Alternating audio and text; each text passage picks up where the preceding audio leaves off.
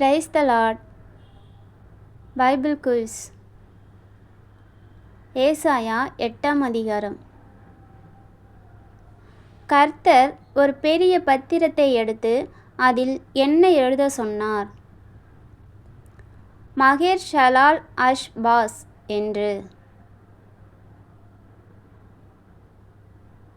Ahaz ராஜாவாய் இருந்தபோது ஆசாரியன் யார்? உரியா. உண்மையுள்ள சாட்சிக்காரர்கள் யார் யார்? ஆசாரியனான உரியா, எபெரகியாவின் குமாரனான சகரியா. தீர்க்கதரிசியானவள் ஒரு குமாரனை பெற்றபோது அதற்கு கர்த்தர் என்ன பெயர் இட சொன்னார்? மகேர் ஷலால் அஷ்பாஸ். பாலகன் அப்பா அம்மா என்று கூப்பிட அறியும் முன்னே எது அசீரியாவின் ராஜாவுக்கு முன்பாக கொண்டு போகப்படும்? தமஸ்குவின் ஆஸ்தியும் சமாரியாவின் கொள்ளையும்.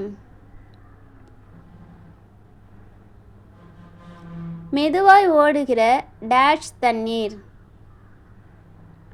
சீலோவாவின் தண்ணீர்.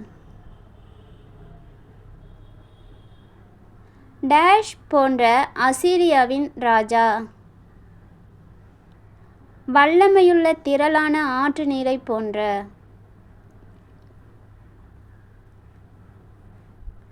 யூதாவுக்குள் புகுந்து பிரவாகித்து கடந்து டேஷ் மட்டும் வரும். கழுத்து மட்டும் வரும்.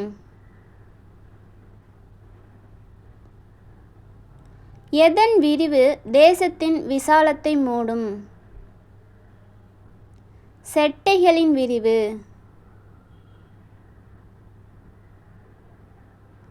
சேனைகளின் கர்த்தரையே டேஷ் பண்ணுங்கள், பரிசுத்தம் பண்ணுங்கள். அவரே உங்கள் டேஷும் அவரே உங்கள் டேஷும் ஆயிருப்பாராக. உங்கள் பயமும் உங்கள் அச்சமுமாயிருப்பாராக.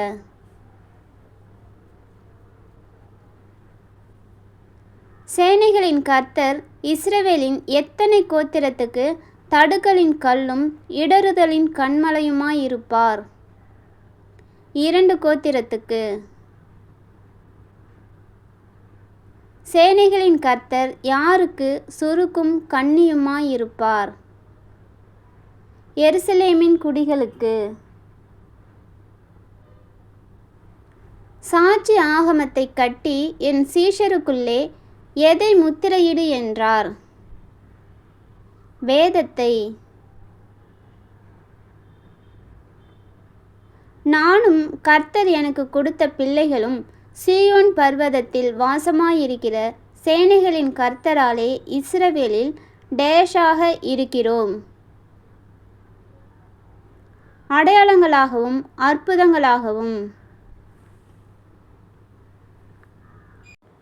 டேஷ் இடத்திலும் விசாரியுங்கள் என்று சொல்லும்போது ஜனங்கள் தன் தேவனிடத்தில் விசாரிக்க வேண்டியதல்லவோ?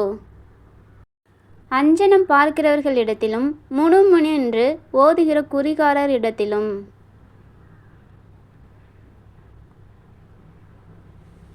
எதை கவனிக்க வேண்டும்?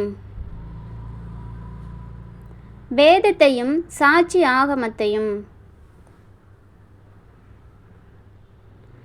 இந்த வார்த்தையின்படியே சொல்லாவிட்டால் அவர்களுக்கு டேஷ் இல்லை, விடியற்காலத்து வெளிச்சம் இல்லை.